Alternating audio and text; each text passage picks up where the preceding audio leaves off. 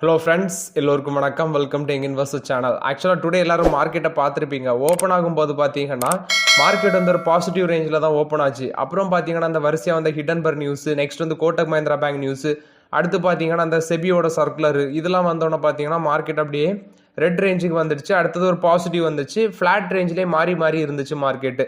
So Nifty 50 பார்த்தீங்கன்னா 18 point நெகட்டிவ்ல close பண்ணியிருக்காங்க. Sensex 34 points நெகட்டிவ்ல இருக்கு. நிஃப்டி பேங்க் வந்து 406 பாயிண்ட்ஸ் நெகட்டிவ்ல இருக்கு.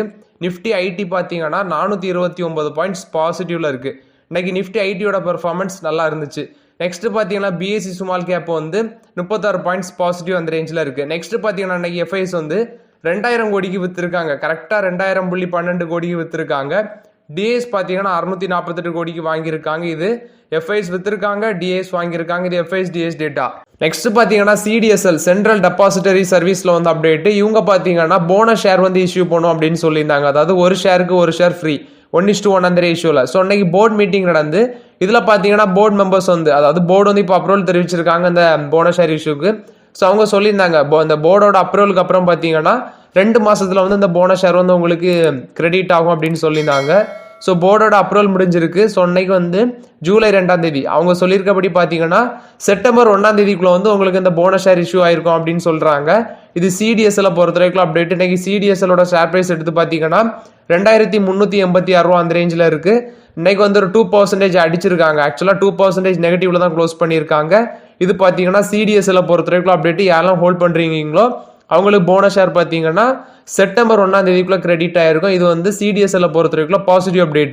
நெக்ஸ்ட் பார்த்தீங்கன்னா டாடா ஸ்டீல வந்து அப்டேட். டாடா ஸ்டீல வந்து நியூஸ் பார்த்துருந்தோம். 40 வருஷத்துக்கு அப்புறம் பார்த்தீங்கன்னா அவங்களோட யூனியன் வந்து ஸ்ட்ரைக் பண்ணுறாங்க. அவங்களோட எம்ப்ளாயிஸ் அதாவது இந்த எலக்ட்ரிக்கல் பிளாஸ்ட் ஃபர்னஸை க்ளோஸ் பண்ணிட்டு எலக்ட்ரிக் ஃபர்னஸ்க்கு மாறுறது மூலமாட்டு நிறைய பேருக்கு வேலை போகும். கிட்டத்தட்ட ஒரு 2000 வேலை போகிறதுனால நிறைய பேர் ஸ்ட்ரைக் பண்ணுறாங்க யூனியன் அப்படின்னு சொல்லி நம்ம நியூஸ் பார்த்துருந்தோம். ஸோ இப்போ டாடா ஸ்டீல் தரப்புலேருந்து சொல்லியிருந்தாங்க நாங்கள் வந்து இந்த ஸ்ட்ரைக்கு எகென்ஸ்ட் ஆக்ஷன் எடுக்க போகிறோம் அப்படின்னு சொல்லி ப்ளஸ் வந்து பேச்சுவார்த்தையும் பண்ணியிருந்தாங்கன்னு நினைக்கிறேன். இப்போ வந்து ஸ்ட்ரைக்கை வந்து வாபஸ் வாங்கியிருக்காங்க. அதாவது ஸ்ட்ரைக் வந்து கேன்சல் பண்ணியிருக்காங்க அவங்களோட யூனியன். இது பார்த்தீங்கன்னா டாடா ஸ்டீலை பொறுத்த வரைக்கும் பாசிட்டிவ் அப்டேட். டாடா ஸ்டீலோட ஷேர் பிரைஸ் 175 ரூபா அந்த ரேஞ்சில் இருந்துச்சு. இப்போதைக்கு டாடா ஸ்டீல் ஷேர்லாம் வாய்ப்புகள் இல்லை. ஸோ வெயிட் பண்ணி பார்க்கலாம் டாடா ஸ்டீலில் ஃபியூச்சரில் வாய்ப்பு வருதான்ட்டு. நெக்ஸ்ட் பார்த்தீங்கன்னா ஹீரோ மோட்டார் கார்ப்ல வந்து அப்டேட். இதில் நம்ம நியூஸ் பார்த்துருந்தோம். இன்னைக்கு 15% மேலே அவங்களோட சேல்ஸ் வந்து இன்க்ரீஸ் ஆயிருக்கு, நல்லா பண்ணியிருக்காங்க. பட் ஸ்கூட்டர் சேல்ஸ் வந்து கீழே விழுந்திருக்கு, எக்ஸ்போர்ட்டும் கீழே விழுந்திருக்கு அப்படின்னு சொல்லி நியூஸ் பார்த்துருந்தோம். இப்போ ஹெம் செக்யூரிட்டிஸ் பார்த்தீங்கன்னா இவங்களுக்கு டார்கெட் ப்ரைஸ் வந்து இன்க்ரீஸ் பண்ணியிருக்காங்க. டார்கெட் ப்ரைஸ் கொடுத்துருக்காங்க 6696 ரூபா வரைக்கும் போகும் அப்படின்னு சொல்லியிருக்காங்க. அவங்க சொல்லியிருக்கிறது கரண்ட் மார்க்கெட் ப்ரைஸ் 5600 ரூபாயிலிருந்து 6696 ரூபா வரைக்கும் போகும்னு சொல்லியிருக்காங்க ஹெம் செக்யூரிட்டிஸ். இது ஹீரோ மோட்டார் கார்ப்புக்கு பார்த்தீங்கன்னா அவங்க டார்கெட் ப்ரைஸ் கொடுத்துருக்காங்க. இது வந்து ஹீரோ மோட்டார் கார்ப்பை பொறுத்த வரைக்கும் பாசிட்டிவ் அப்டேட்டு. நெக்ஸ்ட் பார்த்தீங்கன்னா மஹிந்திரா அண்ட் மஹிந்திராவில் வந்து அப்டேட். இன்னைக்கு ஷேர் பிரைஸ் பார்த்தீங்கன்னா நெகட்டிவ்ல இருந்துச்சு. 2870 ரூபா அந்த ரேஞ்சில் ட்ரேட் ஆகிட்டு இருந்துச்சு.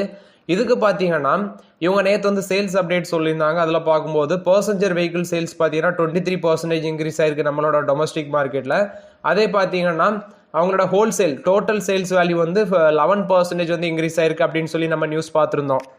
ஸோ இப்போ மஹிந்திரா அண்ட் மஹிந்திராவுக்கு பார்த்தீங்கன்னா பிரபுதாஸ் லீலாதர் வந்து பைக்கால் கொடுத்துருக்காங்க. டார்கெட் ப்ரைஸ் வந்து இந்த ரேஞ்சில் இருந்து 3250 ரூபா வரைக்கும் போகும் அப்படின்னு சொல்லியிருக்காங்க மஹிந்திரா அண்ட் மஹிந்திராவுக்கு. இது பார்த்தீங்கன்னா பிரபுதாஸ் லீலாதர் வந்து மஹிந்திரா அண்ட் மஹிந்திராவுக்கு டார்கெட் ப்ரைஸ் கொடுத்துருக்காங்க. இந்த ரேஞ்சில் இருந்து இப்போ மார்க்கெட்டில் 2871 ரூபா அந்த ரேஞ்சில் ட்ரேட் ஆகிட்டு இருந்து இதுல இருந்து 3250 ரூபா வரைக்கும் போகும் அப்படின்னு சொல்லியிருக்காங்க. ஆக்சுவலாக அந்த 2024 மட்டுமே இந்த ஷேர் பிரைஸ் பார்த்தீங்கன்னா கிட்டத்தட்ட 60% மேலே ரிட்டர்ன் கொடுத்துருக்கு மஹிந்திரா அண்ட் மஹிந்திரா. இது வந்து மஹிந்திரா அண்ட் மஹிந்திரா பொறுத்த வரைக்கும் பாசிட்டிவ் அப்டேட்டு. நெக்ஸ்ட் பார்த்தீங்கன்னா ஹிந்துஸ்தான் பெட்ரோலியம் கார்பரேஷனில் வந்து அப்டேட். இந்த ஸ்டாக் பார்த்தீங்கன்னா அன்னைக்கு மார்க்கெட்டில் 328 ரூபா அந்த ரேஞ்சில் ட்ரேட் ஆகிட்டு இருந்துச்சு. இந்த ஸ்டாக்ல பார்த்தீங்கன்னா ஒரு analyst, technical analyst, SEBI registered தான் பிரகாஷ் காபா இன்னைக்கு சிஎன்பிசி டிவி 18ல வந்திருக்கு. இந்த ஷேர் பார்த்தீங்கன்னா 400 ரூபா கிராஸ் பண்ணிச்சுன்னா நீங்கள் எக்ஸிட் பண்ணிருங்க அப்படின்னு சொல்லியிருக்காங்க. ஸோ 328 ரூபா அந்த ரேஞ்சில் ட்ரேட் ஆகிட்டு இருக்கு. இந்த ஸ்டாக் தான் Hindustan petroleum corporation limited. Bonus share வந்து இஷ்யூ பண்ண போறேன்னு சொல்லியிருந்தாங்க. ஸோ அதுவும் உங்களுக்கு விரைவில் ஒரு ரெக்கார்ட் டேட் June 21 சொல்லியிருந்தாங்க. ஸோ அதுவும் உங்களுக்கு விரைவில் கிரெடிட் ஆகும். 16.50 காசு டிவிடெண்டும் கிடைக்கும். ஸோ இவ்வளோ பெனிஃபிட் இருக்கு இந்த ஸ்டாக்ல. ஆனால் இவர் சொல்லியிருக்கிறது இந்த டெக்னிக்கல் அனாலிஸ்ட் 400 ரூபா போச்சுன்னா அந்த ஸ்டாக்கை எக்ஸிட் பண்ணுங்க அப்படின்னு சொல்லியிருக்காரு. இது பார்த்தீங்கன்னா டெக்னிக்கல் அனாலிஸ்ட் பிரகாஷ் கபா அவரோட நேமு, செபி ரெஜிஸ்டர்ட் தான் அவர் சொல்லியிருக்காரு. இது பார்த்தீங்கன்னா ஹிந்துஸ்தான் பெட்ரோலியம் கார்பரேஷன்ல வந்து அப்டேட்டு. நெக்ஸ்ட் பார்த்தீங்கன்னா அன்னைக்கு செபி ஒரு சர்க்குலர் கொடுத்துருந்தாங்க. ஸோ அது வந்து இந்த ஏஞ்சல் ஒன் அப்படி போட்டு அந்த டிஸ்கவுண்ட் ப்ரோக்கர் கொடுக்குற ஸ்டாக் எல்லாமே அடிச்சிருந்து அது ரீசனாக சொல்லியிருந்தேன். ஹை வால்யூம் வச்சு அதாவது ப்ரோக்கரேஜ் வந்து ஹை வால்யூம் பண்ணுறவங்களுக்கு வந்து பெனிஃபிட் கிடையாது, இனி எல்லாத்துக்குமே ஒரே மாதிரிப்பட்ட சார்ஜஸ் தான் அப்படின்னு சொல்லிட்டாங்க. ஆனால் இந்த செபியோட சர்க்குலரே அதை தான் மீன் பண்ணியிருந்து. இப்போ ஜெரோதாவோட நிக்கில் காமத் என்ன சொல்லியிருக்காருன்னா இனி வந்து நாங்கள் இந்த ஜீரோ ப்ரோக்கரேஜ் பெனிஃபிட்டை வந்து எண்ட் பண்ண போகிறோம் அப்படின்னு சொல்லியிருக்காங்க. ஆக்சுவலாக ஜீரோ ப்ரோக்கரேஜுக்கு வந்து ஒரு முடிவு கட்ட போகிறோம் அப்படின்னு சொல்லியிருக்காங்க. ஸோ இது வந்து பார்த்தீங்கன்னா சொல்ல போனால் ரீட்டைல் இன்வெஸ்டர்ஸ் பாதிக்கும். ஏன்னா வந்து பார்த்தீங்கன்னா 1 by 1 கன்சிடர் பண்ணுவாங்க. நானே நிறைய வாட்டி என் வீடியோவில் சொல்லியிருக்கேன் 1, 2 நீ கன்சிடர் பண்ணுங்க அப்படின்ட்டு. இப்போ 1, 2 நீ கன்சிடர் பண்ணும்போது இப்போ நம்ம ஒரு ஷேர் வாங்குறோம்னு வைங்களா, அதுக்கு 20 ரூபா வந்து சார்ஜ் போடுறாங்கன்னா அப்போ அது இப்போ 100 ரூபாய்க்கு ஒரு ஷேர் வாங்குறோம்னா 20 ரூபா சார்ஜ், அப்போ 120 ரூபா. அதே இது வந்து பார்த்தீங்கன்னா நீங்கள் ஒரே டைமில் வந்து 100 ஷேர் வாங்கினாலும் 100 ரூபா ஷேரை வந்து 100 ரூபாயில் இருக்கிற ஷேரை 100 ஷேர் வாங்கினாலும் அதுக்கு 20 ரூபா தான் சார்ஜ். ஆனால் வந்து பார்த்தீங்கன்னா ரீட்டைல் இன்வெஸ்டர்ஸ் 1, 2 நீ வாங்குறவங்களுக்கு இது வந்து பாதிப்பு. ப்ளஸ் வந்து பார்த்தீங்கன்னா ஃபியூச்சர்ஸ் அண்ட் ஆப்ஷனில் ஈடுபடுறவங்களுக்கு இது வந்து பாதிப்பு தான். அவங்களுக்கும் பார்த்தீங்கன்னா ஜீரோ ப்ரோக்கரேஜ் அப்படி கிடையாதுலாம் சொல்லியிருக்காங்க. பட் வந்து இவர் இப்போ ஜீரோதாவோட ஃபவுண்டர் சொல்லியிருக்காரு, இனி அடுத்தது இந்த செக்டரில் இருக்க ஏஞ்சல் லோன்லாம் என்ன அப்டேட் கொடுக்க போகிறாங்கன்னு சொல்ல முடியாது. ஏன்னா அவங்களும் பார்த்தீங்கன்னா இதே ரூல்ஸை ஃபாலோ பண்ண சான்சஸ் இருக்குது. பட் இது இவரோட அந்த பேச்சு வந்து பார்த்தீங்கன்னா சப்போஸ் இவங்க வந்து செபியோட சர்க்குலர்னால இந்த முடிவை எடுத்தாங்கன்னா இவங்க இப்போ சொல்லியிருக்காங்க, பட் கன்ஃபார்மாக எடுத்துட்டாங்கன்னா இது பார்த்தீங்கன்னா ரீட்டைல் இன்வெஸ்டர்ஸை பாதிக்கும். இது பார்த்தீங்கன்னா ஜீரோதாவில் வந்து அப்டேட்டு நிக்கில் காமத் சொல்லியிருக்காரு. நெக்ஸ்ட் பார்த்தீங்கன்னா டாடா மோட்டர்ஸில் வந்து அப்டேட். இவங்களோட சேல்ஸ் பார்த்தீங்கன்னா 8% கீழே விழுந்திருந்து நம்ம பார்த்துருந்தோம். ஸோ இப்போ அதை பார்த்தீங்கன்னா மறுபடியும் மீட் எடுக்கிறதுக்காண்டி அவங்க காருக்கு டிஸ்கவுண்ட் அனௌன்ஸ் பண்ணியிருக்காங்க. ஃபர்ஸ்ட் டாடா சஃபாரிக்கு 1.33 lakhs வரைக்கும் டிஸ்கவுண்ட் அனௌன்ஸ் பண்ணியிருக்காங்க டாடா மோட்டார்ஸ். இது பார்த்தீங்கன்னா சேல்ஸை இன்க்ரீஸ் பண்ணுறதுக்கு ஒரு வழியாட்டு இருக்கலாம். அவங்க பார்த்தீங்கன்னா ஃபர்ஸ்ட் வந்து 75,000 கேஷ் டிஸ்கவுண்ட் வந்து கொடுத்துட்டு இருந்தாங்க.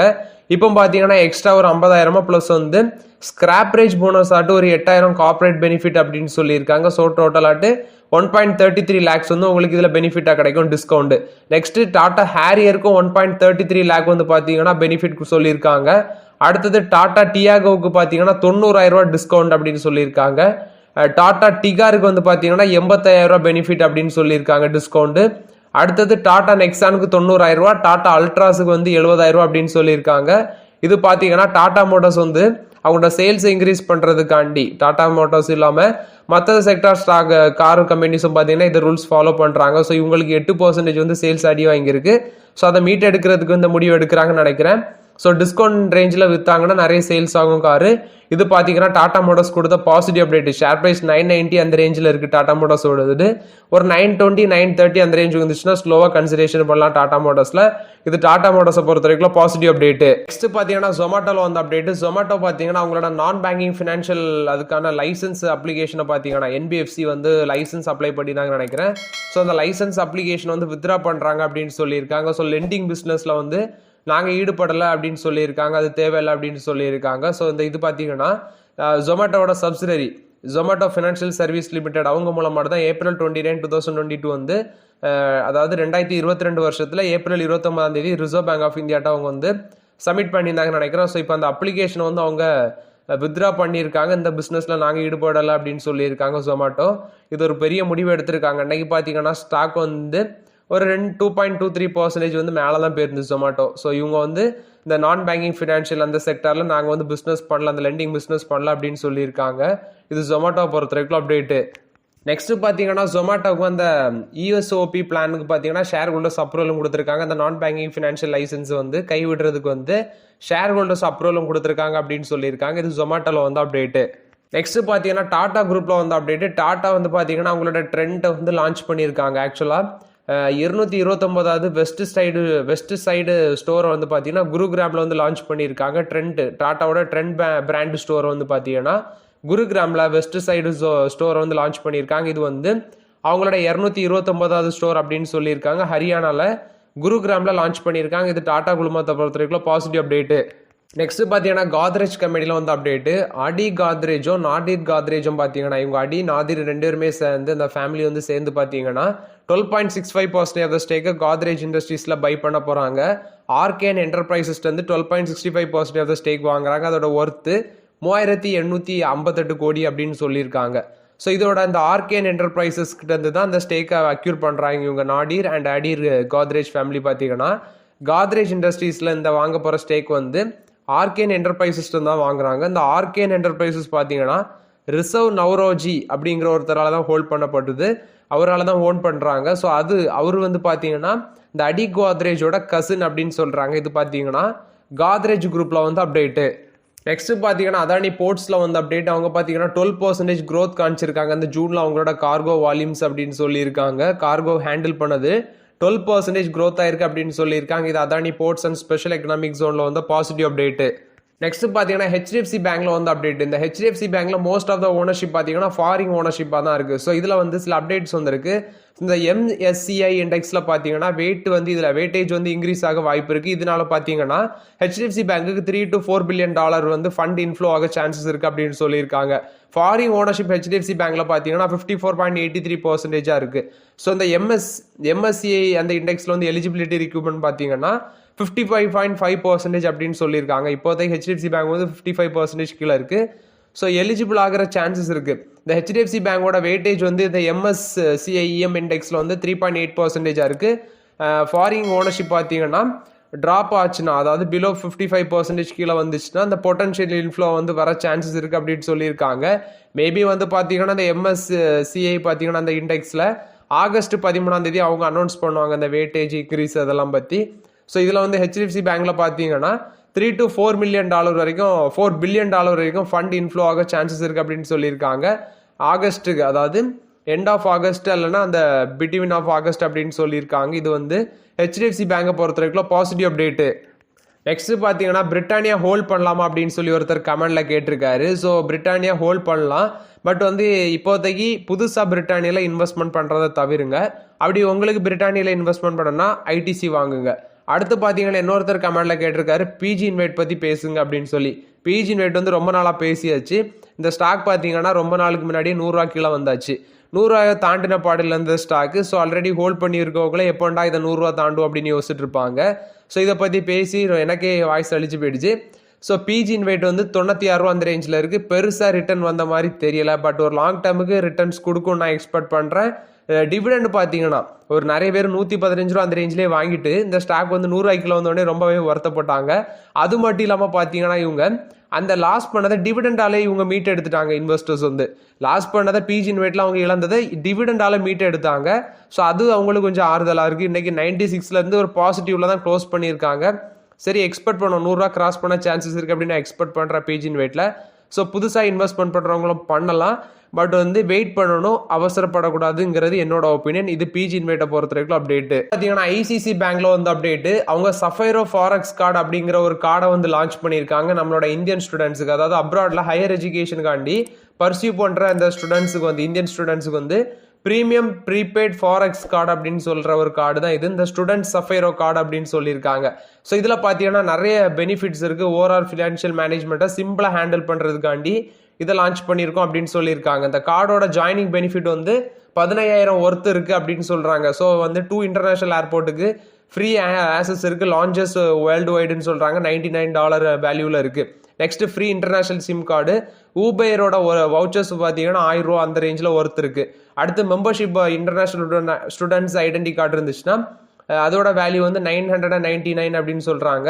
ஸோ இது வந்து 130 கண்ட்ரீஸில் ரெக்கனைஸ்ட் அப்படின்னு சொல்லியிருக்காங்க. ஒருவேளை அவங்கள்ட்ட அந்த கார்டு தொலைஞ்சாலோ கவுண்டர் ஃப்ரைட் கார்டு ஆனாலோ பார்த்தீங்கன்னா அதுக்கு 5 லட்சம் வரைக்கும் இன்சூரன்ஸ் பேக் இது கிளைம் பண்ணிடலாம் அப்படின்னு சொல்லியிருக்காங்க. வெல்கம் கிட்டு பார்த்தீங்கன்னா passport holder, booklet, travel checklist இதெல்லாமே இருக்குது. அடுத்தது ஏடிஎம் ஃபீ வேவியர்னு சொல்கிறாங்க.